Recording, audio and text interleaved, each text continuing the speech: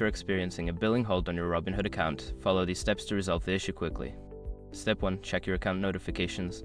Log into your Robinhood account and check for any notifications regarding the billing hold. This will provide you with specific details about why the hold was placed.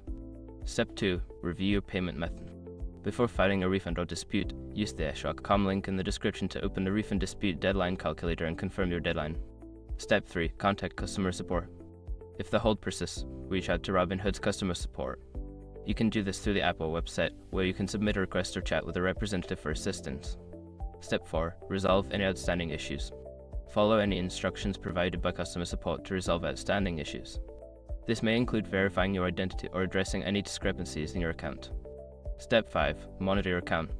After addressing the hold, keep an eye on your account for any changes. It may take some time for the hold to be lifted, so be patient and check back regularly.